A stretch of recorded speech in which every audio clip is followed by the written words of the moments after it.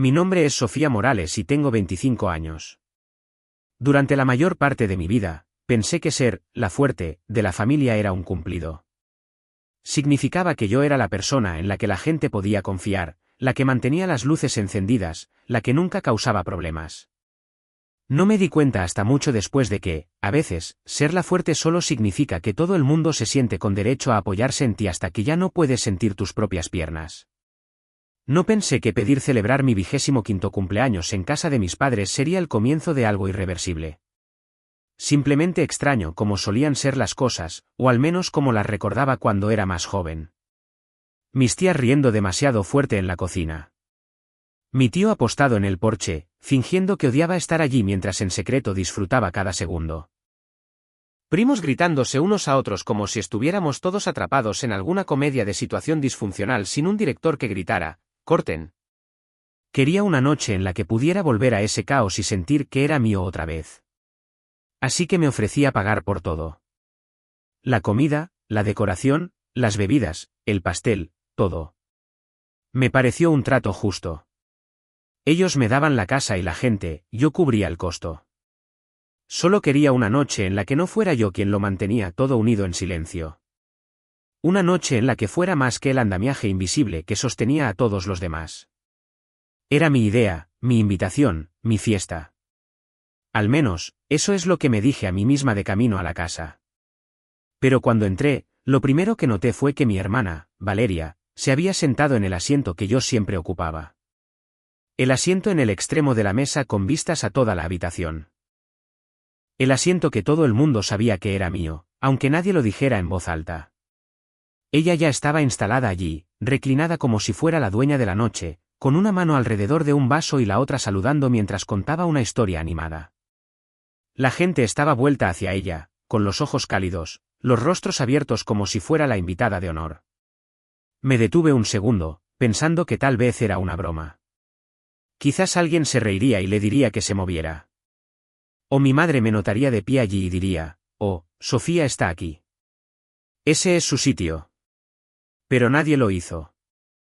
Valeria me vio, me dedicó una sonrisa brillante y lista para la cámara, y siguió hablando. Cuando finalmente pregunté, no de forma conflictiva, solo confundida, mi madre ni siquiera levantó la vista de su teléfono. Se desplazaba con un pulgar y murmuró: «Déjala tener su momento. Tú ya has tenido suficientes». Esas palabras golpearon más fuerte de lo que deberían. «¿Tú ya has tenido suficientes?» ¿Suficientes qué? ¿Suficiente atención? ¿Suficientes cumpleaños? ¿Suficiente de una vida que construí principalmente por mi cuenta? Me quedé allí mirando el perfil de su rostro, dándome cuenta de que no estaba bromeando. Llevo pagando sus facturas de electricidad los últimos 3 años. Soy la que ayudó a Valeria a cubrir su alquiler cuando decidió seguir sus sueños y renunciar a su trabajo sin más plan que una vaga idea de ser una creativa.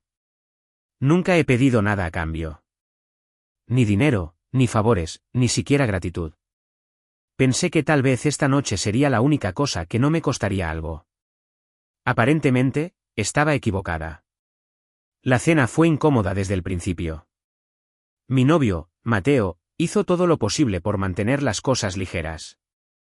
Hizo algunas bromas, le preguntó a mi tío sobre el trabajo e intentó involucrar a mi padre en una conversación sobre deportes.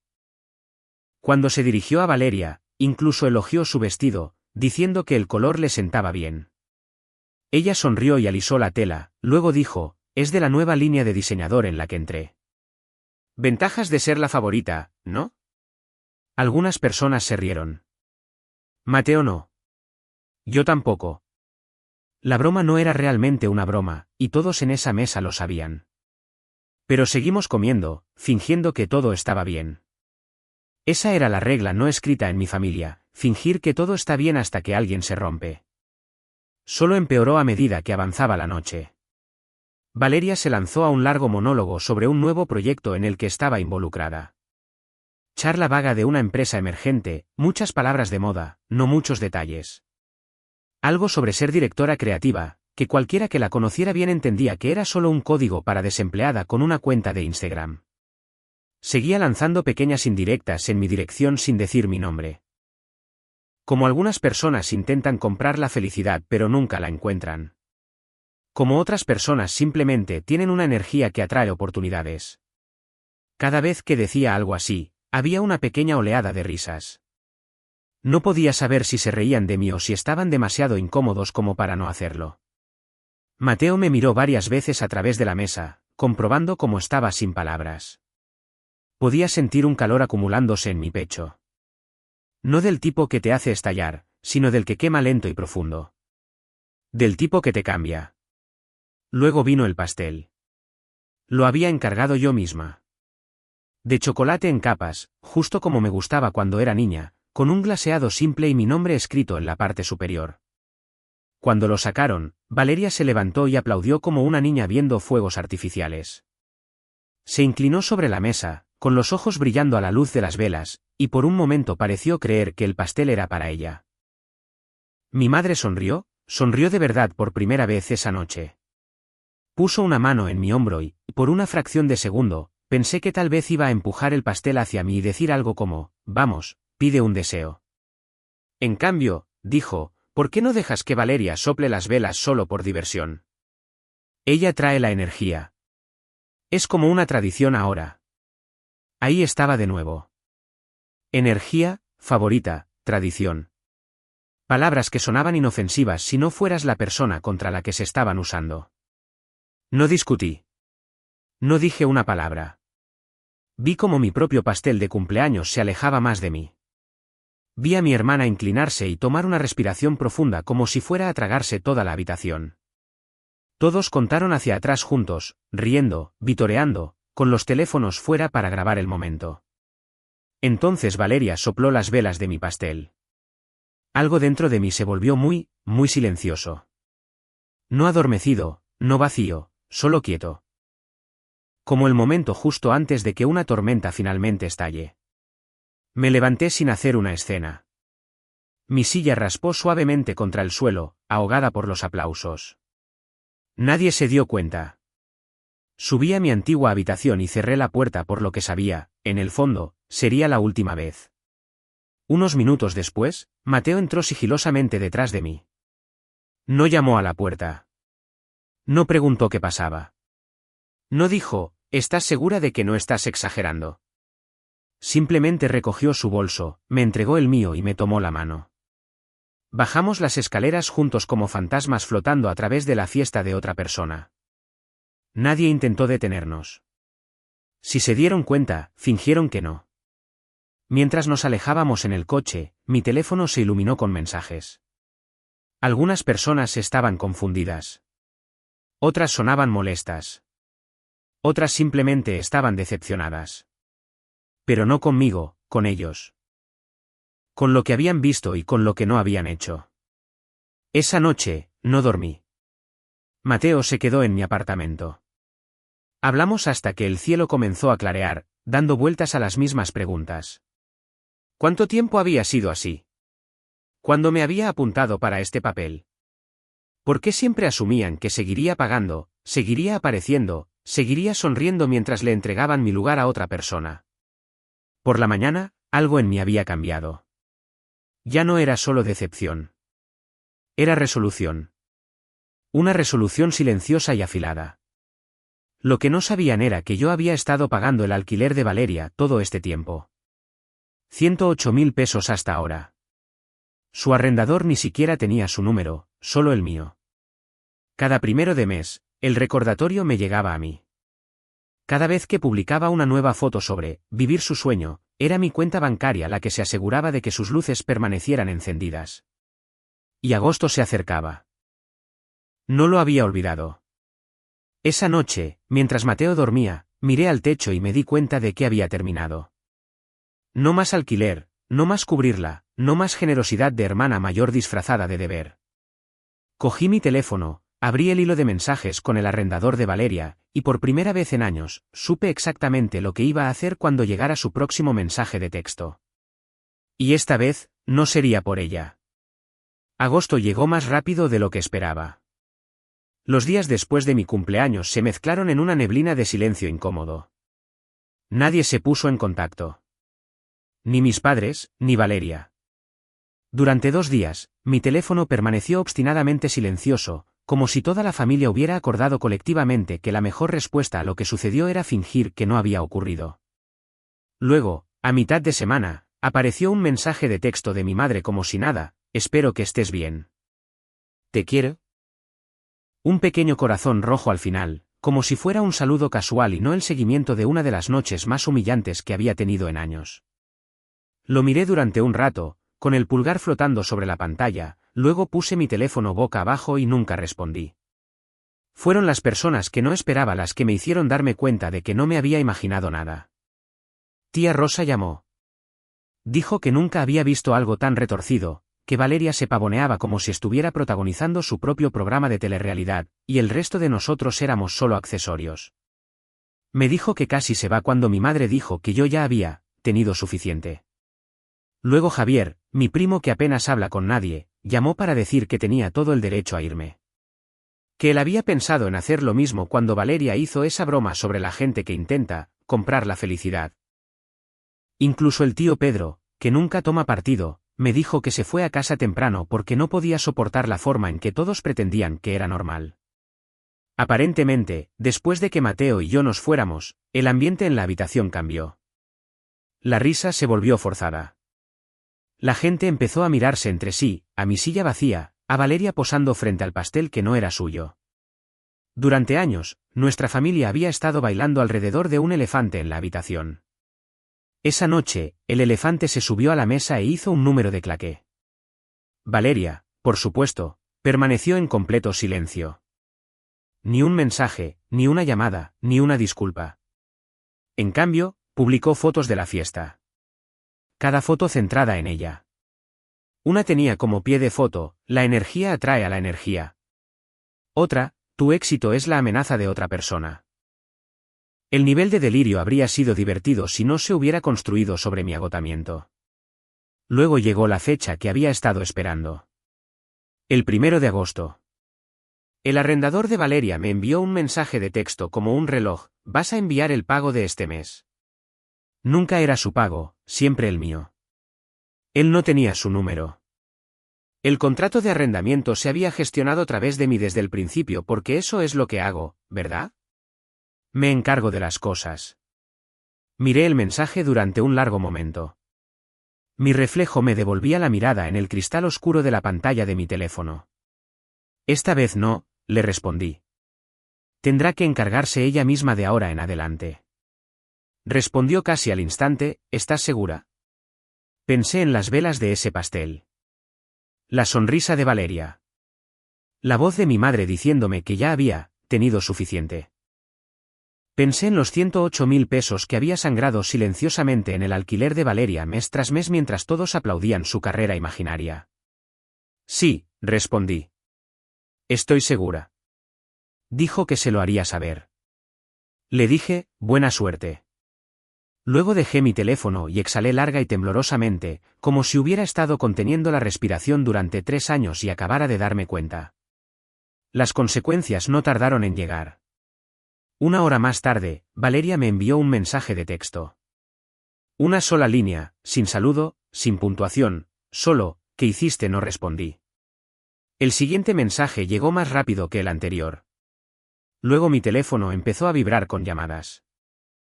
Valeria, luego mi madre, luego mi padre, una y otra vez, una tras otra, apilándose en una lista desordenada de llamadas perdidas que hacía que mi pantalla pareciera una alarma descontrolada. Mateo vio mi teléfono vibrar sobre la mesa y preguntó: ¿estás bien? Sí, dije, y por primera vez, casi lo creí. Salimos a cenar unos tacos al pastor esa noche. Dejé mi teléfono en mi bolso en silencio. Comimos. Hablamos del trabajo. Discutimos en broma sobre si ponerle piña o no. Cada vez que mi mente intentaba volver a los mensajes de Valeria, la empujaba hacia el sabor de la comida, el sonido de la risa de Mateo, el alivio silencioso de no ser responsable de la crisis de otra persona. Al día siguiente, Mateo levantó su teléfono en el desayuno. Necesitas ver esto, dijo. En la historia de Valeria, su apartamento estaba medio vacío, con cajas apiladas contra la pared y ropa en montones. El pie de foto: empezando de nuevo otra vez. Un pequeño emoji de reinicio triste añadido al final. Casi sentí algo. Casi. Pero no era culpa. Era más cercano a una especie de claridad sombría. Así es como se veía realmente, empezar de nuevo, cuando no hay alguien detrás de ti amortiguando cada aterrizaje. Para el jueves, tía Rosa me envió otro mensaje. No se anduvo con rodeos. Aparentemente, Valeria había sido desalojada. El arrendador le dio un par de días para mudarse, luego cambió las cerraduras. La noticia se extendió por la familia como siempre lo hace, en silencio, eficientemente, con una mezcla de lástima y chismes. Cuando la gente empezó a preguntar qué había pasado, las grietas en la historia de Valeria finalmente comenzaron a mostrarse.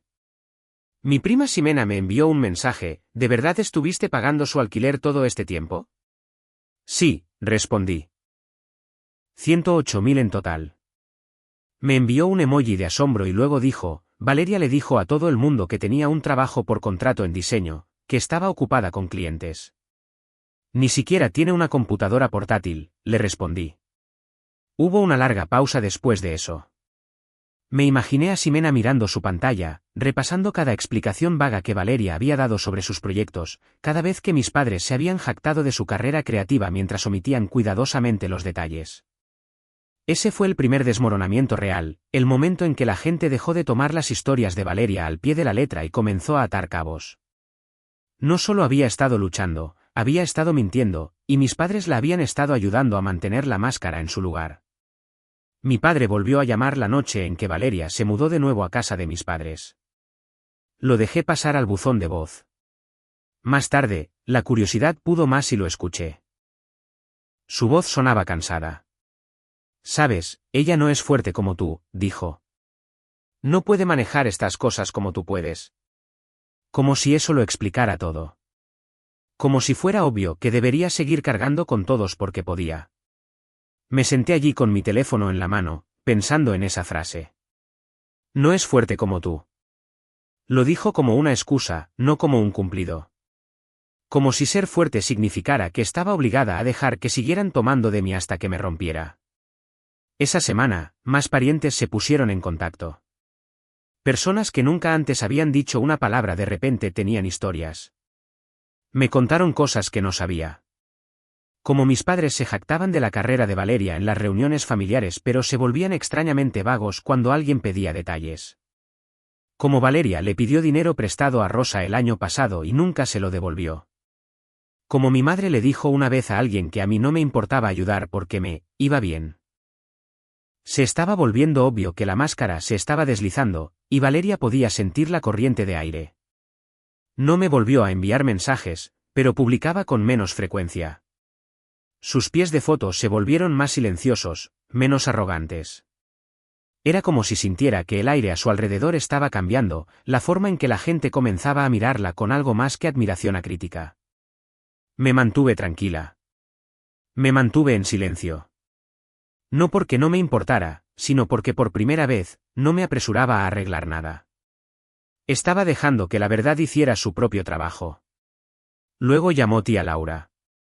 Casi nunca llama a menos que alguien esté en el hospital o peor. No se anduvo con rodeos por mucho tiempo.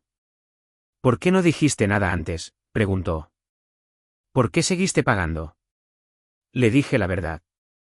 Pensé que estaba ayudando a alguien que solo necesitaba tiempo para resolver las cosas, dije. Pensé que si le daba aterrizajes suaves, eventualmente aprendería a mantenerse en pie. Aterrizajes suaves, repitió tía Laura en voz baja. Cada vez que le dabas uno, lo trataba como un trampolín. Luego me contó algo que no sabía. Hace unos meses, Valeria le había dicho a su lado de la familia que le habían ofrecido un puesto de directora creativa en Monterrey. Hubo una cena de despedida. Le compraron regalos. Lloró, abrazó a todos, prometió visitar. Luego simplemente no se fue. Más tarde, les dijo que la empresa la había ignorado. Nunca tuvo una oferta, ¿verdad?, dijo tía Laura. No, dije. Ni siquiera aplicó. Ese fue el momento en que todo estalló. Tía Laura se quedó en silencio en la línea, y pude escuchar la decepción más que cualquier ira. No se trataba solo de que Valeria mintiera. Se trataba de cuánto tiempo todos habían estado de acuerdo en fingir. La gente comenzó a confrontar a mis padres, preguntando por qué dejaron que Valeria viviera así, por qué dejaron que robara atención, dinero, simpatía, porque vieron cómo vaciaba mis esfuerzos y aún así aplaudían sus actuaciones. Cuando mis padres no tuvieron buenas respuestas, esas preguntas se dirigieron hacia mí. Esta vez, no llené el silencio por ellos. No me apresuré a proteger a nadie de la verdad. Simplemente dejé que los hechos hablaran por sí mismos. Valeria había sido desalojada. Había mentido. Yo había dejado de pagar. Y mis padres lo habían permitido todo. Una noche, después de otra ronda de mensajes de parientes lejanos, me senté en la mesa de mi cocina, con el apartamento en silencio a mi alrededor. Abrí mi computadora portátil, inicié sesión en la cuenta de tarjeta de crédito compartida de mis padres, la que había estado cubriendo durante años. Se suponía que era solo para emergencias. El saldo del último mes parpadeó ante mí en números nítidos e indiferentes, casi 22.000 pesos. Visitas al spa, comida para llevar, compras aleatorias en línea. Mi madre se había comprado un espejo de pie que costó casi 7.200 pesos. Por un segundo, me quedé mirando la pantalla, la lista de cargos apilados uno encima del otro como una torre construida con mi paciencia. Me di cuenta de que Valeria no era la única que había estado flotando por encima de las consecuencias. Y también me di cuenta de que había terminado de sostener a todos los demás. Miré el extracto de la tarjeta de crédito hasta que los números comenzaron a desdibujarse. El valor de un mes de indulgencia disfrazada de necesidad. Visitas al spa etiquetadas como, solo autocuidado. Cargos de comida para llevar apilados 3 por día, como si cocinar se hubiera convertido en un mito antiguo. Un espejo de pie de 7.200 pesos que mi madre debió haberse convencido de que necesitaba. Necesitaba. Esa palabra sonaba diferente ahora. Durante años, pensé que me necesitaban. Necesitaban mi ayuda, mi estabilidad, mi sueldo. Pero la verdad era más simple y mucho más fea. No estaban necesitados. Se sentían con derecho. Y el sentimiento de derecho no tiene fondo. Cerré la cuenta sin previo aviso. Sin mensajes de texto, sin llamadas, sin explicaciones, solo un clic que cerró la puerta a años de obligación no expresada. Luego transferí todos mis ahorros a una cuenta nueva y privada, una a la que no podían acceder, husmear o pedir prestado a través de configuraciones de autocompletar guardadas. Fue la primera vez que me protegí financieramente de mi propia familia. La sensación fue extraña, a medio camino entre el duelo y el alivio, como salir finalmente de una habitación en llamas en la que no te habías dado cuenta de que habías estado viviendo. Esa noche, mi padre volvió a llamar. Dejé que sonara y luego pasara al buzón de voz. Igual que antes. El mismo silencio de mi parte. No se disculpó. No preguntó cómo estaba. Todo lo que dijo fue, ya has dejado claro tu punto, pero esta sigue siendo tu familia. No me molesté en responder. No podía decidir qué parte me insultaba más, que pensara que esto era solo un punto, que estaba tratando de demostrar, o que creyera que, ser familia, justificaba usarme como si fuera una infraestructura. 2 días después, llegó el cumpleaños de Valeria. Un sábado húmedo que se sentía pesado incluso antes de que saliera el sol. No lo reconocí. Ni un mensaje, ni un regalo, ni una sonrisa forzada. Pero sabía que la fiesta se estaba celebrando. El mismo grupo que apareció para mi noche desastrosa estaría allí, chocando copas y fingiendo que nada de las últimas 2 semanas había detonado. Me los imaginé reutilizando la misma decoración, reciclando las mismas bromas, ignorando las mismas grietas en las paredes. Mateo y yo nos subimos al coche y condujimos 2 horas hasta el lago de Chapala, que nos encantaba. Nos registramos en un pequeño y tranquilo Airbnb y pusimos nuestros teléfonos en silencio. Por primera vez en meses, quizás años, me sentí sin ataduras. Pasamos el día sin hacer nada extravagante, pasear junto al agua, cocinar la cena juntos, tumbarnos en la terraza, escuchar el zumbido de las cigarras como una suave advertencia. El cielo se volvió dorado, luego púrpura, y sentí mi cuerpo destensarse centímetro a centímetro mientras la noche nos envolvía. Eran cerca de las 10 cuando finalmente revisé mi teléfono. Mi pantalla se iluminó con una violenta inundación de llamadas perdidas. 46 de mi familia. Mateo tenía aún más. No respondía ninguna. Ya sabía por qué llamaban. Esa misma mañana, antes de irnos de la ciudad, había programado un mensaje para un chat de grupo privado que incluía a la mayoría de nuestros parientes. Sin asunto, sin explicación, solo un enlace limpio y silencioso. Ese enlace llevaba a una página que construí yo misma. Sin comentarios, sin música dramática, sin ataques, solo la verdad. Comenzaba con una cronología de cada pago de alquiler que había hecho por Valeria. Capturas de pantalla, recibos, confirmaciones por correo electrónico de su arrendador.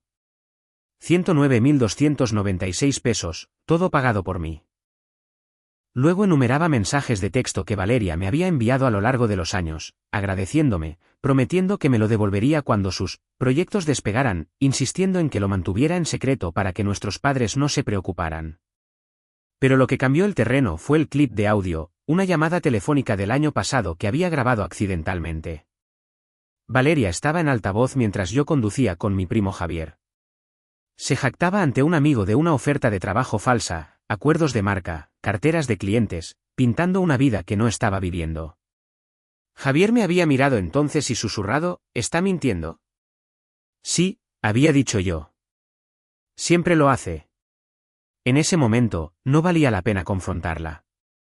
Pero ahora, su voz y sus mentiras estaban al descubierto. De vuelta en la fiesta de cumpleaños de Valeria, la reacción golpeó como un frente de tormenta. Estaban a punto de encender sus velas cuando los teléfonos zumbaron simultáneamente. Al principio, la gente pensó que era una alerta Amber. Luego, abrieron el enlace. La habitación se quedó en silencio. Valeria siguió sonriendo hasta que se dio cuenta de que todos estaban mirando sus pantallas en lugar de a ella. ¿Qué está pasando?, preguntó. Mi padre les dijo a todos que guardaran sus teléfonos. Mi madre seguía repitiendo, no exageren. Solo está molesta. Pero la verdad era más ruidosa que ellos. Más tarde, Luisa, una prima que había estado en la fiesta, nos contó que la gente comenzó a irse en oleadas. Tía Rosa se fue antes de que se cortara el pastel. Javier se fue riendo. El tío Pedro confrontó a Valeria justo delante de todos, preguntándole si algo en su nuevo trabajo era real. Valeria no respondió. Ni siquiera se defendió. Y mientras todo ese caos se desarrollaba, yo estaba sentada en la terraza de ese tranquilo Airbnb, observando las ramas de los árboles mecerse sobre el agua quieta, sintiendo una paz que no podía nombrar. La página tenía análisis. Podía ver quién hacía clic, quién se desplazaba, quién escuchaba. Observé cómo los números subían en tiempo real. Cada nombre era otro hilo que se soltaba de la historia que mis padres habían tejido alrededor de Valeria durante años. Luego, 20 minutos después de que terminara la fiesta, vi algo inesperado. Alguien inició sesión en mi antiguo portal de tarjeta de crédito usando el correo electrónico de mi padre. Así fue como descubrí que habían estado usando mi nombre para cubrir su alquiler. No una vez, sino durante 4 meses, casi 72.000 pesos. Tenían la tarjeta guardada en aplicaciones antiguas y sistemas de pago automático. Mientras yo cubría el alquiler de Valeria, ellos estaban vaciando silenciosamente la tarjeta de emergencia que había configurado años atrás. La traición aterrizó en capas, financiera, emocional, familiar. Un tipo de incredulidad hueca se instaló en mi pecho. Llamé al banco a la mañana siguiente. Reporté los cargos, congelé mi crédito, cerré la cuenta, abrí una nueva y moví cada peso restante a un lugar que nadie pudiera tocar. No se lo dije a nadie. No lo necesitaba. En cambio, esa noche, envié un último mensaje al chat de grupo. Sin gráficos, sin diatribas furiosas, solo palabras. Dejaron que otra persona soplara las velas de mi pastel. Ahora, miren lo que pasa cuando yo apago las luces. No soy su cimiento. No soy su respaldo. Esto nunca fue amor. Fue conveniencia. He terminado de fingir. No llamen. Ya los he perdonado, pero no les debo nada más. Nadie respondió. Y de alguna manera, el silencio que siguió fue el sonido más honesto que jamás había escuchado. El silencio duró más de lo que esperaba. Los días se alargaron sin mensajes, sin disculpas, sin intentos frenéticos de atraerme de nuevo a la órbita familiar. No era paz, todavía no, pero era lo más parecido que había sentido en mucho tiempo, un extraño y hueco silencio que hacía evidente lo ruidosa que había sido mi vida antes. Nadie dijo una palabra. Ni Valeria, ni mi madre, ni mi padre, ni los primos que habían mostrado un coraje repentino cuando la indignación era conveniente. Incluso los susurros que usualmente viajaban a través de los rumores familiares parecían contener la respiración. Era como si todos estuvieran esperando a ver qué haría a continuación. Y la verdad era que no hice nada. Por una vez, la crisis no me pertenecía. El desorden no era mío para limpiar. Lentamente, las actualizaciones llegaron de parientes que todavía tenían la decencia de preocuparse por la verdad. Una mañana, tía Laura llamó. Ya no había ira en su voz, solo agotamiento. Dijo que Valeria había desaparecido de las redes sociales, había borrado todo. Incluso su LinkedIn, que siempre se había construido más sobre la fantasía que sobre los hechos. ¿Sabes qué pasó con el trabajo?, preguntó, aunque ya sabía la respuesta. No, dije. No había ningún trabajo. Suspiró, ese tipo de exhalación cansada que vive entre la frustración y la resignación. Siempre me lo pregunté, susurró. Valeria nunca parecía tener dificultades. Incluso cuando no trabajaba, simplemente flotaba. No tenía sentido. Flotaba. Sí, esa era exactamente la palabra. Valeria había flotado por la vida sobre el colchón de los sacrificios de otras personas. Principalmente los míos. Pero el colchón ya no estaba, y la gravedad venía por ella. Por la misma época, la reacción contra mis padres comenzó a crecer. Los parientes comenzaron a confrontarlos, no con saña, sino con una agudeza a la que no estaban acostumbrados. ¿Por qué la dejaron mentir así? ¿Por qué lo permitieron? ¿Por qué dejaron que se aprovechara de su hermana? ¿Por qué fingieron que todo estaba bien? Mis padres intentaron darle la vuelta. Mi madre llamó a algunos parientes, insistiendo en que Valeria se estaba tomando un descanso por su salud mental. Culpó al acoso en línea, como si la verdad fuera una turba en lugar de un espejo. Pero ya nadie se creía la historia. La gente había visto demasiado. La prima Ximena me envió un mensaje en privado. Le pregunté a Valeria por qué dejó que siguieras pagando su alquiler. ¿Qué dijo? Escribí. Dijo que no te importaba. Esa frase golpeó más fuerte que cualquier acusación. No te importaba. El fácil descarte de mis sacrificios. Como si mi agotamiento fuera imaginario. Como si mi generosidad fuera inagotable. Como si mi silencio significara consentimiento. Pero sí me había importado. Me importaba cada vez que llegaba a casa de una jornada laboral de 10 horas y veía aparecer una notificación de transferencia automática en mi aplicación bancaria. Me importaba cuando mis padres actuaban como los padrinos mágicos de Valeria mientras yo hacía de sirvienta invisible. Me importó la noche en que le entregaron mi cumpleaños a Valeria como si fuera un detalle de fiesta. Me importó tanto que había dejado de respirar sin darme cuenta. Y ahora, finalmente, estaba exhalando. En medio de todo este desmoronamiento, sucedió algo inesperado. Algo pequeño pero poderoso. Los padres de Mateo nos invitaron a cenar. Habían oído partes de lo que pasó, no todos los detalles financieros, pero lo suficiente para entender que mi familia no me trataba con el cuidado que deberían. Entré preparada para la lástima o la simpatía incómoda, pero no ofrecieron ninguna de las dos. En cambio, el padre de Mateo me miró directamente a los ojos y dijo: «Me recuerdas a mí mismo». Pasé años apoyando a personas que nunca se detuvieron a preguntar cómo estaba yo. Sentí que algo en mi pecho se movía, como un nudo que se aflojaba. Luego hizo una pregunta que nadie en mi familia se había atrevido a hacer jamás. ¿Por qué sigues pagando las facturas de tus padres? Parpadeé, honestamente sorprendida. Porque siempre lo he hecho, dije. Desde mi primer trabajo de verdad. Desde que se atrasaron en la hipoteca. ¿Desde qué? Levantó una mano suavemente. Sí, pero, ¿y tú? ¿Y yo? Esas palabras resonaron en mi mente durante días. Por primera vez, Me permití considerar una vida donde mis decisiones no estuvieran dictadas por la culpa, donde mi dinero fuera mío, donde mi silencio no se malinterpretara como consentimiento. La madre de Mateo nos trajo té y se sentó a mi lado. Vamos a alquilar una casita pronto, dijo. Nada lujoso, pero si la quieren, pueden ser los primeros en elegir. Un nuevo comienzo. Durante años, había vivido en un hogar definido por la obligación. Sus necesidades, su comodidad, sus reglas. La idea de un lugar no tocado por esa historia se sentía irreal, como un espejismo que no estaba segura de merecer. Pero cuando Mateo tomó mi mano bajo la mesa y la apretó una vez suavemente, me di cuenta de que sí lo merecía. Visitamos la casa ese fin de semana. Un pequeño lugar blanco con un gran patio trasero, una calle tranquila, la luz del sol inundando cada ventana. Sin fantasmas en las paredes, sin deudas ocultas, sin expectativas esperando para emboscarme. Dije que sí, y no le dije nada a mi familia. Empaqué en silencio, metódicamente, como alguien que realiza un ritual de desatadura. Cada caja que cerraba con cinta adhesiva se sentía como reclamar un pedazo de mí misma que no me había dado cuenta de que había perdido.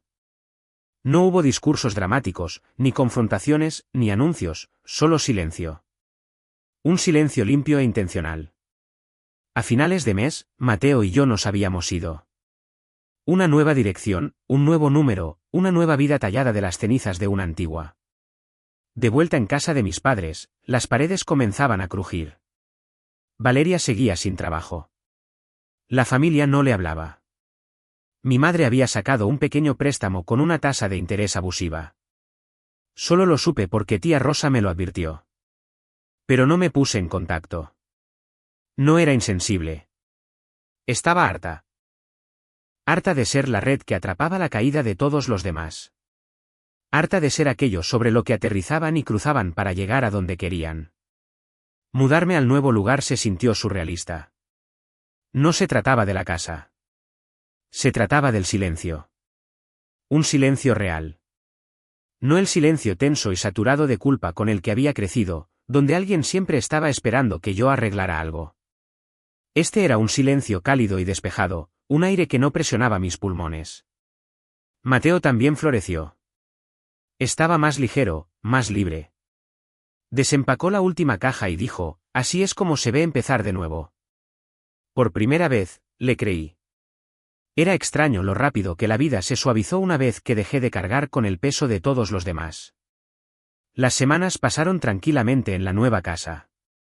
Trabajaba, cocinaba, dormía, leía, daba paseos con Mateo por las tardes. No revisé el antiguo chat de grupo. No abrí los mensajes de mis padres. No observé cómo la presencia en línea de Valeria se desmoronaba. Dejé que el silencio permaneciera en silencio. Y por primera vez en años, nada en ese silencio se sentía como una amenaza. Se sentía como sanación. Aún así, el dolor no se evapora solo porque dejas de alimentarlo. El duelo se mueve de manera diferente. Camina lentamente, aparece en pequeños rincones. Algunas mañanas extraño la idea de familia. No la realidad de lo que había sido la mía, sino la versión que desearía que hubiera sido. Un lugar donde alguien hubiera notado la forma en que me hundí en mí misma en esa mesa de cumpleaños. Un lugar donde mi madre podría haber dicho, ese es su asiento, en lugar de, ella trae la energía. Pero anhelar lo que nunca existió era solo otra forma de darles poder. Decidí parar. Una tarde, Mateo llegó a casa con las compras, tarareando en voz baja como si la vida finalmente hubiera comenzado a encajar a su alrededor. Le ayudé a descargar las bolsas, sonriendo por lo ordinario que se sentía. Esta simplicidad tranquila, era lo que había estado anhelando sin saberlo. Entonces todo volvió a cambiar. Unos días después, mi teléfono vibró con un número que no reconocí. Lo ignoré. Luego vibró una y otra vez. 5 llamadas perdidas seguidas. A la sexta, respondí. ¿Sofía? Mi estómago se contrajo. Era la recepcionista de mi oficina. Tu madre está aquí, dijo. Está en el vestíbulo esperándote. La habitación a mi alrededor se inclinó. Mi mente repasó las posibilidades, ninguna de ellas buena. Después de todo lo que había pasado, entrar en mi lugar de trabajo, mi santuario, se sentía como el último límite que aún no había cruzado. Conduje hasta allí en silencio. Mis manos temblaban en el volante. No le tenía miedo, pero tenía miedo de lo que su presencia significaba. La familia no aparece sin avisar a menos que quiera algo. Estaba sentada en el vestíbulo con una taza de café, las piernas pulcramente cruzadas, como si fuera una cita casual para almorzar. Sonrió cuando me vio, una sonrisa pequeña y frágil que no llegaba a sus ojos. No sabía de qué otra manera hablar contigo, dijo. No me senté. Permanecí de pie, con los brazos ligeramente cruzados, a una distancia educada entre nosotras. Primero intentó una conversación trivial, preguntó por el tiempo. Preguntó si Mateo estaba bien. Me dijo que le gustaba mi pelo así. Su voz era suave, casi ensayada, como si estuviera tratando de calentar antes de llegar al guión real. Luego metió la mano en su bolso y sacó un sobre. Dentro había un cheque, 108.000 pesos. La cantidad exacta que había gastado en el alquiler de Valeria. Tu padre y yo, pedimos un préstamo, dijo en voz baja. Queríamos arreglar las cosas. Durante un largo momento, me quedé mirándolo. Una columna de tinta en un trozo de papel que de alguna manera se sentía como una vida entera de disculpas ausentes. Lo sostuvo con ambas manos, como una ofrenda, como una tregua, como la respuesta a una pregunta que no había hecho. No lo quiero, dije. Se lo devolví. Parpadeó, genuinamente confundida. ¿No lo quieres? No. No era ira. No era amargura. Era claridad. Devolverme el dinero no arregla lo que pasó, dije. No deshace los años que viste a Valeria tomar y tomar sin intervenir ni una sola vez. No borra la facilidad con la que le entregaste mi cumpleaños. No cambia el hecho de que todos me dejaron ser su red de seguridad mientras me hacían sentir como una extra en mi propia vida. Los ojos de mi madre se llenaron de lágrimas, no de las que pretendía derramar abiertamente, sino de ese tipo de brillo tenso y contenido que la gente tiene cuando finalmente se enfrenta a algo que ha pasado años evitando. Sigues siendo nuestra hija, susurró. Lo sé, dije. Y los perdono. Su rostro cambió. Sorpresa, dolor, confusión, todo enredado. Pero perdonarlos, continué, no significa que vaya a volver. No significa que le deba nada a nadie. He terminado de cargar con esto. He terminado de ser la fuerte para que todos los demás puedan ser débiles. No los odio. Simplemente ya no quiero vivir así. No discutió. No suplicó. Simplemente asintió una vez, pequeña y cansada, y luego se levantó. Guardó el sobre en su bolso, se alisó la falda con las manos y salió de mi lugar de trabajo sin mirar atrás. Esa fue la última vez que la vi. Una semana después, recibí un mensaje de voz de Valeria. Dijo que había conseguido un trabajo como recepcionista a tiempo parcial en un gimnasio. Su voz era más tranquila de lo que jamás la había oído, más fina de alguna manera. Pero no se disculpó. No preguntó cómo estaba. No reconoció nada. Solo dijo que quería que lo supiera. No le devolví la llamada. No por despecho, sino por comprensión. Algunas distancias no son castigos. Son límites. Y a veces, la única forma de sanar es dejar que las personas se conviertan de nuevo en extraños. En cuanto a mis padres, finalmente dejaron de intentar contactarme. La antigua tarjeta ya no existía. El dinero había dejado de fluir. Ya no era la base sobre la que se sostenían. Ya no era la persona a la que llamaban cuando algo se rompía. Era solo Sofía, una mujer que había pedido un asiento en su propia cena de cumpleaños y se había marchado cuando se lo entregaron a otra persona. Mirando hacia atrás, ya no siento ira. No siento arrepentimiento. Lo que siento es algo más puro, algo que no había saboreado en mucho tiempo, libertad. El ciclo terminó el día que me fui. La paz comenzó el día que nunca volví.